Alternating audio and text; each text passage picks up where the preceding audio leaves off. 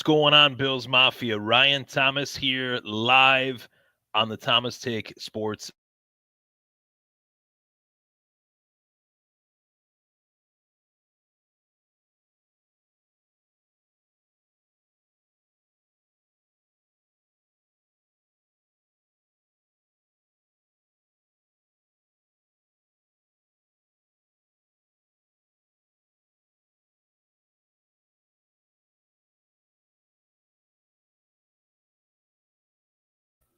This was a very tough, sorry about the tech issue there. This was a very tough episode to have to record for obvious reasons. Recapping what took place once again between the Buffalo Bills and the Kansas City Chiefs, knowing that I would have to do that as I've done with every Buffalo Bills game since 2015. It's been 10 years now since the Thomas Take started. And I have had a few days here to process what I watched, what took place, what happened between the Buffalo Bills and the Kansas City Chiefs. I've had a few days. So I'm thankful for that, because if I would have been on this show talking about this season-ending loss at the hands of the Chiefs on Monday, I think you guys would have got a much different show than what you're going to get tonight. And I think tonight will be a version of myself and a version of the show that you will find refreshing and that you will find justifiably healing in what has been a little bit of a grieving process. I'm not going to lie to you. I felt like going into this game, AFC Championship, whether the Bills were traveling to KC, whether KC was the team or not, I really felt like Buffalo had a shot in this lead up. The momentum seemed to be trending towards Buffalo's way. But before I get into everything within this season, within this game, I have to acknowledge the fact that this has been a hell of a season for me to help grow my show, help be a part of a network, the Buffalo Fan Base, sponsored by 26shirts.com. Del Reed and the gang over at 26shirts.com. Go to their site, check out their site, and add more apparel to your Buffalo sports fandom needs, and enjoy being a part of the fan base as much as I enjoy being a part of the fan base. Shout out to Scott Reed. Shout out to Swank. Shout out to Jared. Shout out to Justice General, as well as Josh Cook, and a lot of the guys that I've been able to be friends with and befriend over the course of the last 2-3 seasons that I've been a part of the fan base. And even prior to that, you know, since I started this podcast, I've been able to have so many great friendships spawn from this podcast that I started just because I have a passion for the game. And I've taken that passion to another level with my coaching stuff that's going on this year. I'm really excited for where I will be this time next year. What type of year am I about to have? It's going to be one that's going to be much different from any other year that I've ever had, for the best of reasons, largely because of this great game that is the game of football. It's given me a lot. It's given me a lot of perspective. It's given me a lot of building blocks in my life. It's given me a lot of friends and friendships over the years that will last, hopefully for the rest of my life. And I think they will. So with that as well, the enjoyment of this era that we are in, which is the Josh Allen era, this was by far, when I look at, previous seasons, this was by far my favorite season covering this team on this podcast. Because sitting in this chair, sitting in this seat in May, June, July, doing the off-season stuff that I do, I was reading a lot of naysayers saying that the Bills wouldn't be doing this year, they wouldn't be doing that, and they did that. They did this. They did that. They went toe-to-toe with the best franchise that the game has had to offer these last few years, as now the Chiefs are about to, try for that three-peat. I would say my biggest thought in my head going from this game to the year prior, these last 4 years falling to the Chiefs, I would say maybe a combination of 8 to 10 plays among those 4 games would be the other side of the script, where Buffalo would be in their 3rd straight Super Bowl. It's pretty ironic how the Bills were a team that had a 17-year playoff drought. They were going up against the greatest dynasty still that the game has ever seen. They come out of that, and they're the team, the only team that has been able to give the greatest dynasty a run for their money, including the teams that the Kansas City Chiefs have played in the Super Bowl. So I'll start with that. I will start with that, but it's safe to say I want your responses. The scroll bar at the bottom of the screen states that. Chime in, fire away. This is the season finale for what was a great season. I will say I've never looked at this final episode really as a season finale, but it is. It is the season finale to what was a great season, a season in which the Bills went essentially 15-5, including the postseason, a season in which they were able to clinch the AFC East with 6 weeks left in the season, which is unprecedented. I can't remember a team that's clinched a division that soon in Buffalo Bills history, no less. It's incredible that the Bills had the season that they had. And that's not glass half full. That's not cookie cutter wisdom. They had a great season. There were a lot of quote unquote experts that thought that the Buffalo Bills would come up short and then some this year, that they wouldn't win the AFC East, that they wouldn't compete, that Josh Allen was not going to be a quote unquote MVP caliber quarterback, but he was that and then some in what is now looked at, in my humble opinion, and rightfully so, as I mentioned, the best season of quarterbacking in Josh Allen's entire career.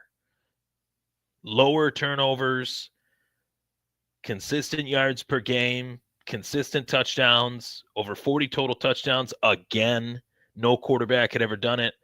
I think 5 years in a row. And that's a record that Josh Allen stands alone with among many others. As the season wore on this year, it was as if he was breaking even some of his own records that he had in Bills history. So I'm really excited to just give my take on what it is in terms of this regular season versus playoffs. And, we will hear consistently from Chiefs fans over this offseason. They will have bragging rights because they've been able to beat us these last 4 years in the postseason. But that just shows that fan bases that get accustomed to being here forget what it takes to actually get it done because they're so accustomed to it happening. The moment where things start to fall apart for KC, which will happen, whether it's Andy Reid's retirement or Travis Kelce's retirement, a Mahomes change in the offense with those retirements could cause things to change for KC. I tell you this, as great as a run this has been for KC, it won't last forever. It never does. It never lasts forever. It didn't last forever for New England. It didn't last forever for the Steelers in the 70s. Certainly didn't last forever for the Niners in the 80s, Dallas in the 90s. Dynasties are born and then they're gone. So, you'll see a lot of Kansas City Chiefs fans over the last few days kind of throw stones a little bit here at Bills Mafia to get the bragging rights out of their system, rub one more in. And that just adds to to take a pro wrestling term, that just adds to the heel-like nature of the Kansas City Chiefs. No one is rooting for them in this Super Bowl, by the way, outside of Kansas City Chiefs fans. They're the most disliked dynasty, I think, in the history of the game. And a lot of it has to do with the fact that they are not professionals. They do not win gracefully, and they certainly don't lose gracefully. So those things are accounted for. Those things are remembered. That's why Buffalo going into this game was basically begged by the national media to please win this game to prevent another Super Bowl led by a quarterback that virtually nobody likes outside of Kansas City Chiefs fans. There's not many likable qualities off the field from that of Patrick Mahomes. Personality-wise, I said his biggest issue that he has to deal with on a day-to-day basis has actually nothing to do with football. It has more to do with his mother, his father, his brother, his wife. And I feel sorry for him that he has to deal with all those issues outside of a very distracting game. But maybe that is the secret to the success that is Patrick Mahomes. Maybe because he has to deal with his dad coming out and saying stupid stuff, his brother being just an obnoxious moron, his wife throwing stones at fan bases each week. His mom does the exact same thing. Maybe the game is a little bit of a distraction from his own family. And that's why he's so successful. He just immerses himself in it so much to get away from his family. And I'm not even joking when I say this. I really mean it. I think there's something to be said because it's like clockwork. Each season that the Chiefs are successful, Patrick Mahomes, his family member, comes out and just does something really stupid. And his dad puts his foot in his mouth and says, "Oh, I shouldn't have said that. Oh, we know why you said it. You have no class. It is what it is. It is what it is." So I want to acknowledge that because very few people are, number one. I hate to wake up in Buffalo, but I'd hate to wake up in Buffalo any day. Good. We don't want you here. We're good at quarterback. The quarterback, from my estimation, was why the Bills got to where they got to this year. Now, talking about the game, we'll talk about the game. We'll analyze the game. I will be realistic when I talk about the game. The Buffalo Bills season, once again, it comes to a bitter end versus the Kansas City Chiefs, 32-29. This is the Thomas Take 24-25 season finale. Now, what did go wrong actually? You'll get a bunch of different accounts of this game. Most of them are wrong. Most of them are almost like it's a car crash, post-traumatic, car crash. That's kind of how I felt because this has happened so many times, and it's the fourth straight year that they lose to the Chiefs. But this game had a lot of moments in it that if that moment went a different way, what would that have led to? And I'm going to point to a couple here. Now, second down, 2nd and 5, Josh Allen's in shotgun. He snaps the ball falls off of his hands, and he has to dive on it, a loss of 4 yards. It's then 3rd and 9. Moments like that can really take a team and say, what the hell just happened there? That hadn't happened all season long, by the way, and it happened against the Chiefs. Damar Hamlin's running to make a tackle. Christian Benford's already got the guy wrapped up. Damar Hamlin, helmet to helmet, knocks Christian Benford out of the game. His own teammate knocks him out of the game. So there were factors in this game that realistically changed the direction and the dynamic of the game drastically, to the point where you pull out a Christian Benford, you put in a Kaiir Elam.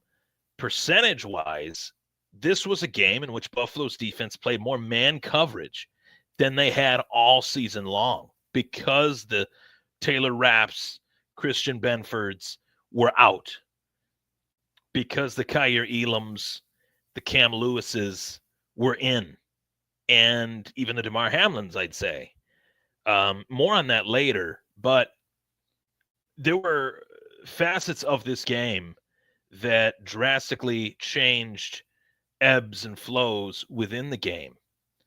And a lot of those did have to do with some of the calls that were made that the national media, not just the Bills Mafia, but the national media, Bill Burr, comedian, talking about it on Rich Eisen yesterday, as this was one of the most controversial games and one of the most consequential games in recent NFL history. And people will look back on it, and time will not reflect well on what took place Sunday night. It can't reflect well on what took place Sunday night in time, like now or the future. People will always go back to this game and say the dynamic of this game changed when the refs decided that Josh Allen didn't get a first down, when the refs decided that Xavier Worthy did catch the football, even though it touched the ground, even though his hands, both of his hands were not wrapped around the ball. One hand was Bishop, one hand was him. One hand was Worthy, one hand was Bishop. So there are so many layers to this. And I could honestly talk about it, and will talk about it once again as we kind of go into the offseason here, because it is the last game of the Buffalo Bills season. But to me, I think that this was a game that will go down in history as a controversial one. And it determines who represents the AFC in the Super Bowl. It determines how the fans react to this game. And I have seen two sides of this. I've said to myself in the last few days, I've said, what has been worse for me as a Bills fan? How this game ended, the fact that the Bills lost, or the fact of how the Bills Mafia reacted to this game. I was extremely disappointed to read the tweets, to read the posts, to read the statuses, whatever you want to call it, the Instagram stories. I was extremely and am extremely disappointed in how the Bills Mafia reacted to this game. And maybe you could throw the whole, verbiage out there that people are entitled to their opinion, Ryan. They can say whatever they want. Of course they can. That's what I'm doing right here, right now. I'm saying whatever I want to. And I tell you this, whoever genuinely feels as if Dalton Kincaid lost the Buffalo Bills this game, you need to watch a different sport. You need to be a part of a different sport. You need to open your eyes, understand that this game, that is the best game that's out there, number one, is a team sport. It takes a team to win and to lose. It is not a cliche. But in this loss, it's perfectly fitting. Because not only did the Buffalo Bills players fail to execute a time or two, 3, 4, 5, or 6 in this game, but the Bills coaching staff did not prepare this team to the utmost of their ability. They did not adjust when they needed to adjust. They did not adjust from the Week 11 game to the AFC Championship. Kansas City did. They played Buffalo very differently. And there's things that are out there on that field that I notice because I'm me. And I'm not saying it like I'm John Madden, but I'm saying it in terms of watching the differences of Week 11, which I had just watched prior to this game to kind of prepare myself for where the Chiefs could be different. The key ingredient to this Chiefs team is not Pat Mahomes, is not Travis Kelce, is not Isaiah Pacheco. It is Andy Reid and Steve Spagnuolo. And Spags, as they call him, is a great coach who threw the kitchen sink at Josh Allen and then some in ways in which no quarterback has ever seen from this Kansas City defense. No quarterback. The disguise blitzes. He loves to blitz, show blitz one side, blitz the other. He loves to blitz the free safety, but Sunday night, they blitzed the corner. They blitzed the corner inside, not outside. They blitzed the corner inside, which is extremely rare, and even more rare in a down and distance situation where the game is on the line. The cojones of Steve Spagnuolo to do that and to have it pay off was really, really gutsy, to say the least. So, yeah, tip your cap to the Chiefs. They won. They accomplished what they needed to accomplish. It wasn't without controversy. It'll never be without controversy. Whether the Chiefs players want to say, "Oh, the refs didn't hand us this win, we won." No, there were moments in this game that were pivotal moments where the call went against the Bills when it shouldn't have. Whether that changed the outcome of the game, we'll never know. We will never know. I'm not saying that it drastically did. I'm saying it did. It did to a point of moving the ball back to KC, getting KC back out on the field offensively when they shouldn't have been. Now, it was up to Buffalo's defense to stop KC when that happened, and they didn't do that. So I am pointing to these facts because of the fact that this game was so crucial for the legacy of Patrick Mahomes and the legacy of Josh Allen and for the NFL, that it should not have come down to a few measly calls that were painfully obvious in which direction they should have gone in how they should have gone. And Coke Zero is not a sponsor, but I want to get to some comments here. I know we'll have some semi-ignorant Chiefs fans chime in, probably, right? So this is a take that is worth highlighting.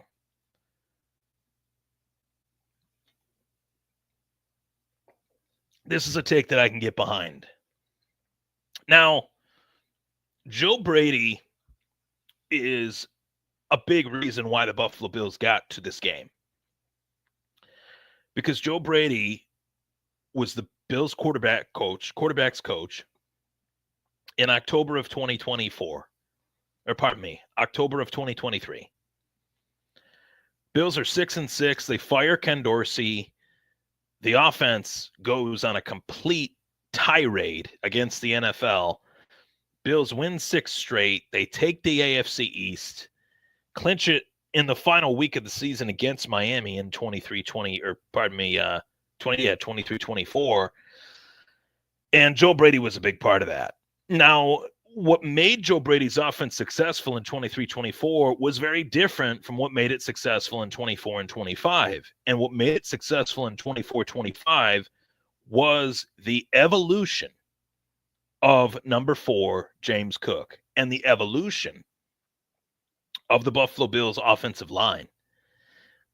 I would venture to guess, outside of Philly, outside of, let's just come up with another team that you guys feel is a great offensive line. I'll just say Philadelphia, but outside of Philadelphia, maybe a couple other teams here and there, Buffalo's offensive line was spectacular this year. Spectacular. And the line is all intact for their future. No one's going anywhere. They're all under contract. So chef's kiss for that, right? But James Cook got better as the season wore on. He didn't wear down. He didn't statistically show signs of any decline week to week. He got better as the season wore on. He tied O.J. Simpson's single-season rushing record. He did things this year that nobody thought he could do.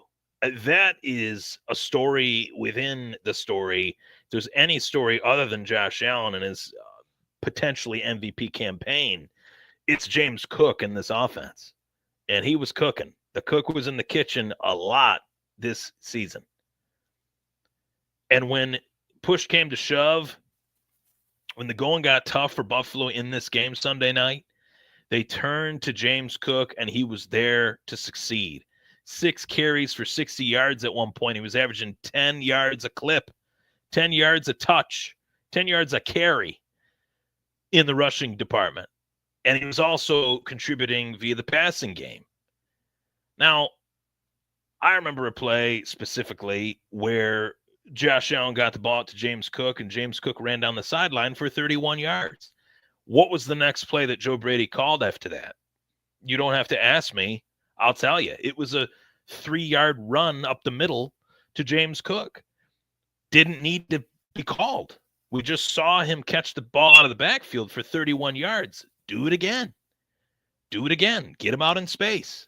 He can catch the ball just fine. He was hot catching the ball. I think there was a streak going on where James Cook didn't drop the football that was thrown to him for a good while. And last year he had the dropsies. So he was contributing in the passing game, contributing in the rushing department. And in this game, the final tick of James Cook with his final touch of the season was 9 minutes left in the fourth quarter. 9 minutes left. When the Bills got the ball back in this game with 3 minutes and 33 seconds left, James Cook wasn't even out on the field. I couldn't tell you why that is with a straight face. I don't know. Maybe there's more to this than what I know. Maybe James Cook was hurt. Maybe he was banged up. But there is no reason why James Cook didn't get the football more than what he got it. Whether it's 16 carries, 20 total touches or not, 19 total touches, whatever the stat line was, I know he had 16 carries, and I know he had a few catches.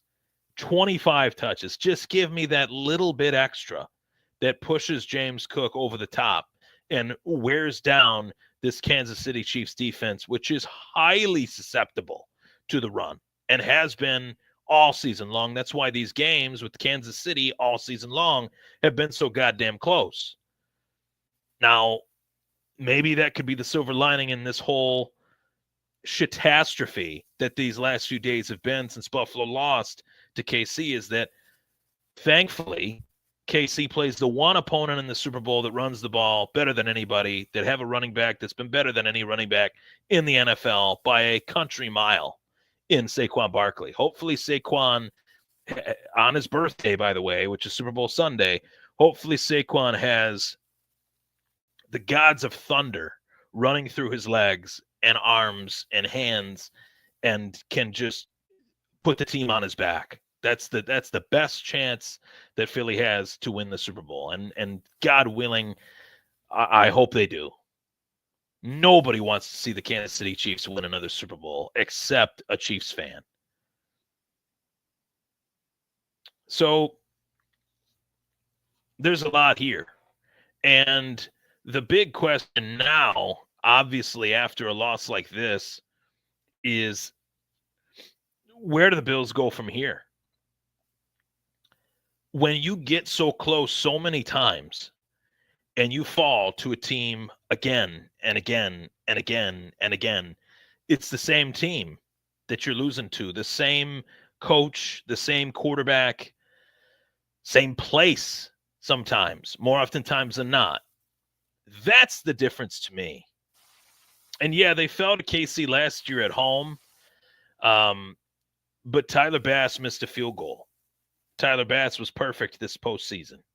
Shout out to Tyler Bass. He was getting ripped to shreds throughout the entirety of this season by the Bills Mafia. Whether they want to admit it or not, when he was missing extra points, missing field goals, he was getting ripped to shreds. Perfect this postseason. Drilled one from 53 yards out against KC, ice in his veins at Arrowhead, pushed it through the uprights like nothing, and I'd like to think that the one key ingredient for KC's Super Bowls is the fact that they've had the one seed. Everything has gone through Arrowhead for the most part. So maybe that's the difference. Maybe Buffalo's got to get that one seed in the AFC to have that home field advantage. It's the final run at Old Orchard. Ralph Wilson, God rest his soul, without him, this team wouldn't even be here. Without the decisions that he made as a elderly man. Get emotional, even thinking of that. But the fact is, this is a team that they're not going anywhere. They haven't gone anywhere. They're not going to go anywhere because they have a quarterback that is among one of the best in the league. You could make an argument that he is the best in the league. And to me, I feel so bad. I honestly, I have never felt so bad for a player in all of my years watching football than the way I felt after the Bills fell short to KC, I felt horrible for Josh Allen. I still do, because that guy deserves it. That guy has done every single thing you could do right to get to where he is at in his career. And this is a random thought, but I was getting ready for the day this morning, and I was thinking to myself, Josh Allen is as self-made a quarterback as any quarterback in this game. And what I mean by that is, coming out of Wyoming, he had every detractor that you could think of. The only team that was willing to even give him a look and invest in him was Buffalo. I don't know what would have happened had Buffalo not traded up for Josh Allen. I'm not saying he was going to fall into the 20s, but he certainly wouldn't have been a top 10 pick. I don't think Arizona would have taken him. I don't think Miami would have taken him. I think that Buffalo knew they had to leapfrog Tampa Bay or reach up to Tampa Bay if Denver didn't take him in order to get him for certain. And that conviction and that move to go and get your guy has been rewarded with the greatest 8 years a Bills quarterback has ever had statistically, including Hall of Famer Jim Kelly. He already has more total touchdowns. He already has more passing touchdowns. He's already about to pass Thurman Thomas for the most rushing touchdowns. So you mean to tell me that a quarterback has more passing touchdowns than in their previous GOAT Hall of Famer? And you mean to tell me that that same quarterback is going to surpass the franchise's best running back for rushing touchdowns? There is no player in this game like this guy. There is no player like Josh Allen. Not Lamar Jackson, not Pat Mahomes. What Allen can do, I've never seen out of any quarterback. I've had this debate with my friends several times, talking about which quarterback is most similar to Josh Allen. I don't think there's any one guy. I think he's a hybrid of Brett Favre, John Elway, and Steve Young, and maybe a little pinch of Jim Kelly as well in terms of his competitive nature. But they will be back again. Make no mistake about it. Why will they be back again? Josh Allen's a big reason why they'll be back again. But literally 80% of this roster is back, is under contract. And this roster was one of the best rosters in all of football this year. This roster won the AFC East for the 5th straight year. This roster made it to the AFC title game. Now, you'll go through the AFC as I do, and you'll say, hey, there's Baltimore. Yeah, there's Baltimore. Now, there's Cincinnati. Yeah, there's Cincinnati. I fear Cincinnati more than Baltimore, to be quite honest with you. But then you think about it a little deeper, and you say, do they have Josh Allen? Number one, no. Do they have a pedigree defensively like Buffalo does? I don't think they do. Certainly not Cincinnati. And there is something to the reality that just as much as Pat Mahomes is a winner in the playoffs, Lamar Jackson's a loser in the playoffs. You look at Lamar's career numbers in the playoffs compared to Josh Allen, it's night and day different. You look at any quarterback's numbers compared to Pat Mahomes in the postseason, the only one that might be better is Allen, or even on par is Josh Allen. So it's clear to me, as clear as day, that the two best quarterbacks again in this game are Pat Mahomes and Josh Allen. And when they meet in the playoffs, it's essentially the league's Super Bowl. It's essentially the two best quarterbacks going head to head, duking it out, finding out which one will move forward. And eventually that door that has a ton of dents on it will fall over, as it fell over for the Indianapolis Colts against the Patriots, as it then again fell over for Peyton Manning in Denver. God willing, I hope it doesn't take Josh Allen going to another team to best his rival. But this game is really freaking hard. This game is not easy. And for all the people, comparing and legacy and all that. One or two different bounces in each of these games, it could be the complete opposite story. And anyone that denies that is a liar. And anyone that watches these games and says anything different is watching way too much ESPN. Holy smokes. The run that ESPN has been on since the beginning of this football offseason has been one of the worst runs I've ever seen in terms of personalities and talent that they have on that network. It is very hard to see. Very hard to see any personalities that are worth tuning into. It's very hard to see any talent that is worth tuning into. There's a lot of sports content out there. There's more sports content out there now than there's ever been. You're watching some of it right now. I got over 900 people on here, which is pretty awesome. But man, ESPN has been bad for a good while, but this season was the worst. They told you that the Bills had no chance. They told you that Josh Allen was going to have his worst season without Stephon Diggs. It was actually quite the opposite.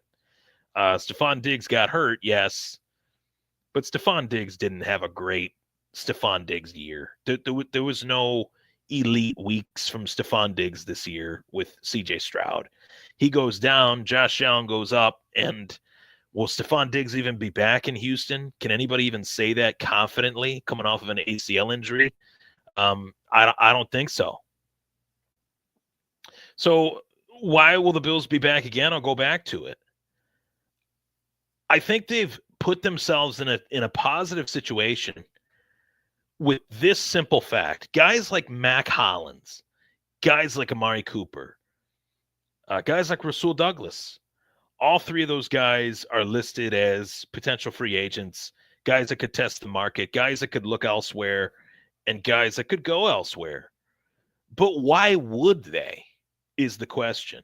Why would they, when they have the role that they have and they excelled in that role? Why would they leave? Where could they go?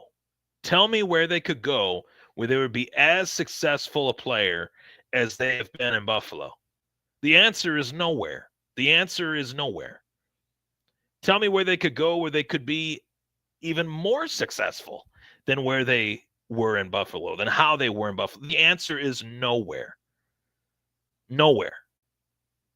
Especially for a guy like Mac Hollins, who, man, this guy, great freaking year. There's no doubt the year that he had, fantastic. He led the team in receiving touchdowns. Okay, I did not expect that. If somebody would have told me that, I would have said they were crazy. Would have laughed in their face. I'll be honest. I would have laughed right in their face. But he's played for half a dozen teams prior to coming to Buffalo, it feels like. And this was his best year. Why would you leave? Why? What reason would you leave? Can't come up with one. And somebody will say, oh, to win a Super Bowl. You get the point. Why would he want to leave Josh Allen when he just had the year that he had? And he's a Buffalo guy. He's wacky. He's zany. He's beloved by the Bills Mafia. So I think Mac Hollins is here to stay. And a guy like Amari Cooper, they went out and traded for him. Maybe he's lost a little bit of a step. Maybe he's not what he was 2-3 years ago, but he's still a good route runner. He's still got great hands. He's not as fast as he was a couple years back, but was he ever really fast? Was that what he was always known for? I don't think so. So for me, that's somebody that I would try to keep. I mean, there's very few holes on this team. I go into each mock draft season, NFL draft season, and I try to come up with a hole or two in which the Bills could fill that are obvious.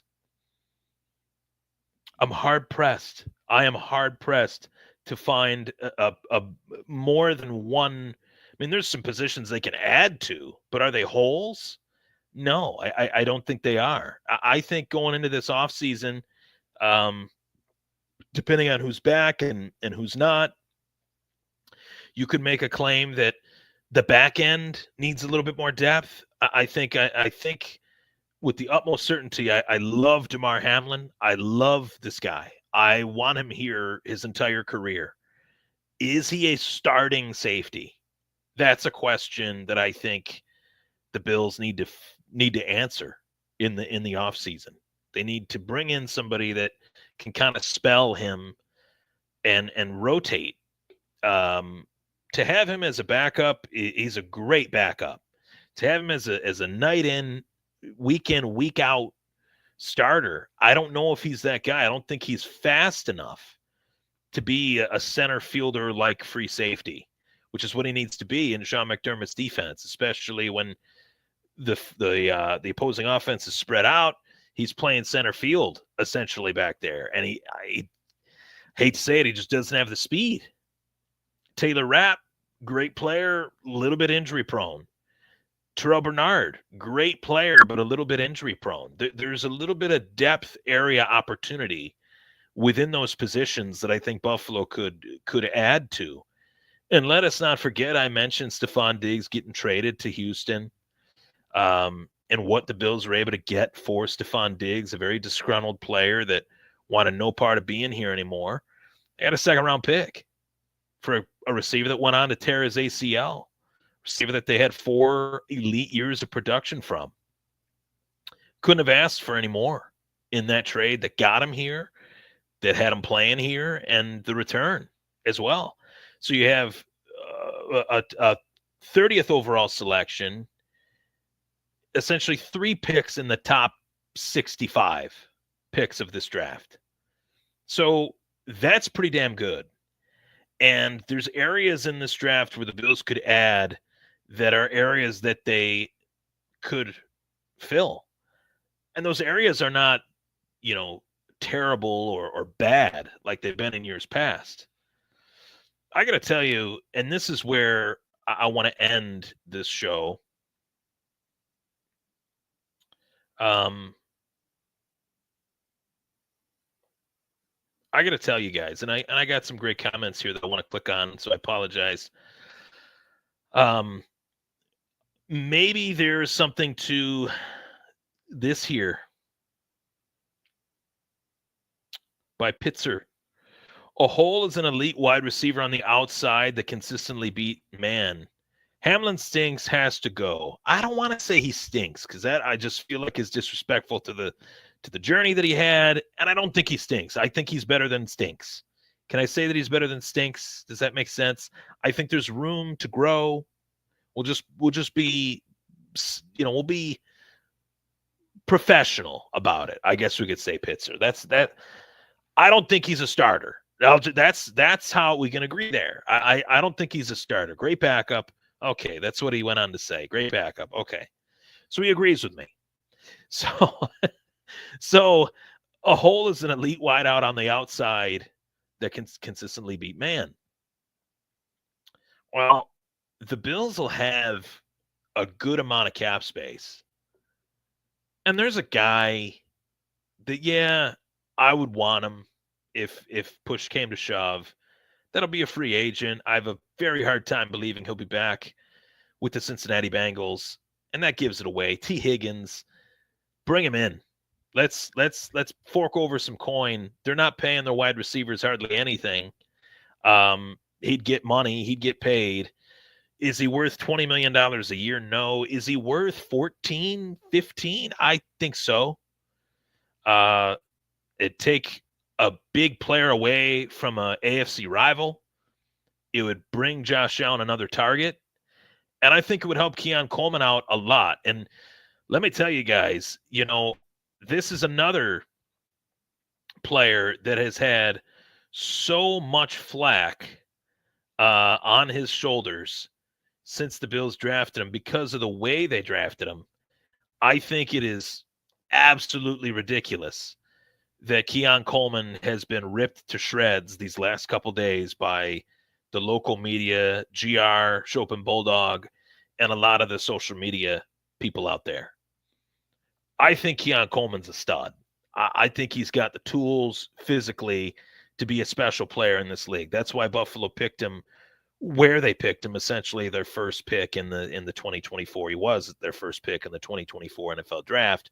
In the second round, they trade down, and the Worthy trade adds different optics to this, of course. But I tell you, Xavier Worthy would not be the player he is in Buffalo that he is in KC. There is scheme, there is fit, there is size, there is intangibles, there is attributes that fit other offenses better than other offenses. And I think Keon Coleman wouldn't fit as well in KC as he does here.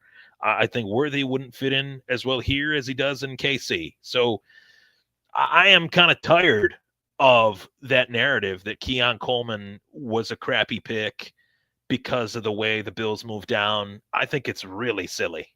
I really do. I think that Keon was doing very, very well prior to the injury that he suffered at the hands of Jordan Poyer. This dirty hit that Poyer laid on Coleman knocked him out for a considerable amount of time. And not many people are remembering this. And I don't know why. We want to just play fingers at players that didn't perform in this game on Sunday and point to them and say that's why they lost, when this team lost as a team. They lost as a coaching staff. They lost. They did not do what they needed to do ultimately in this game to win it.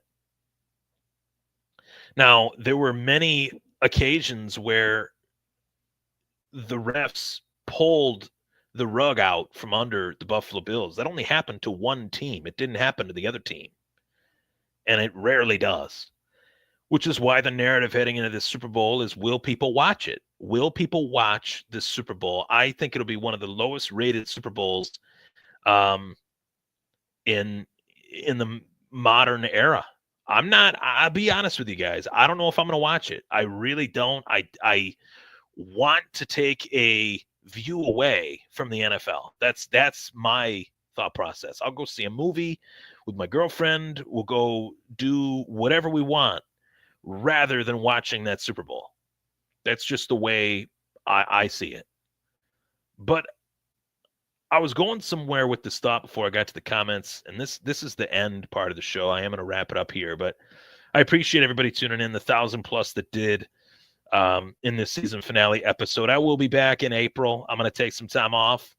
I'm going to be putting out some fantasy baseball stuff on my YouTube page, the Thomas Take Sports Podcast.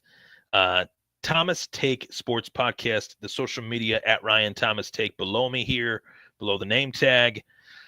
I'll put out some fantasy baseball stuff, but other than that, it'll be NFL draft in April.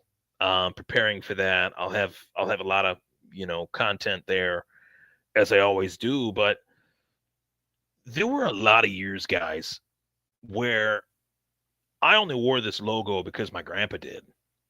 I only wore this logo because it was a team that was my hometown team.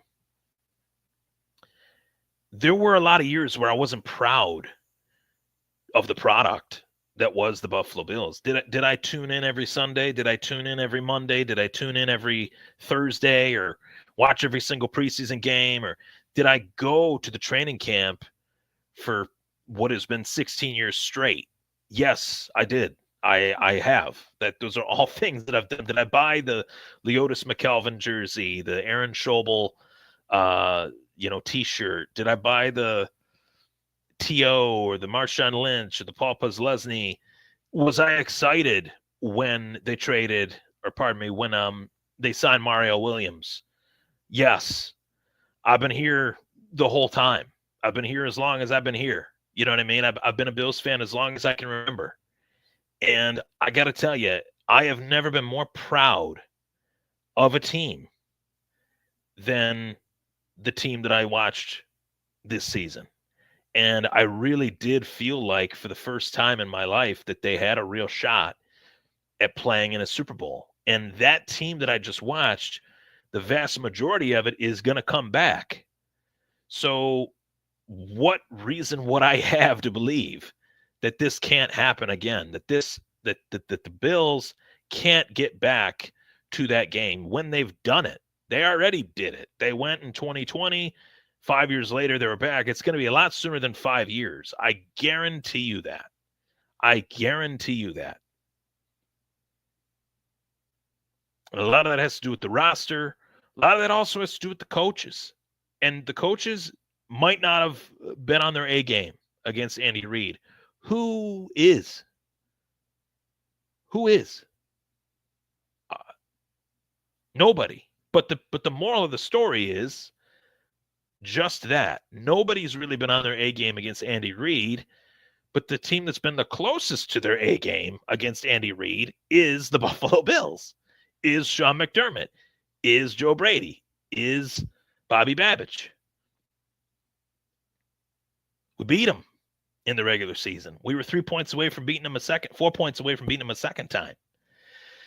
So, I hold the belief in this team that they will be back, they will bounce back, and they will win a Super Bowl. It's just a matter of when, not if. I've never been able to say that about the Buffalo Bills outside of the Josh Allen era.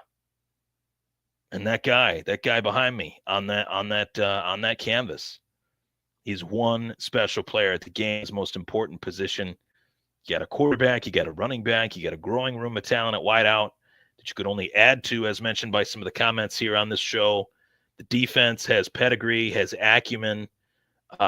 It's only going to get younger. It's only going to get faster, and only going to get stronger. We're not going anywhere. In case KC needs a reminder, we're not going anywhere. So you go compete for your stuff.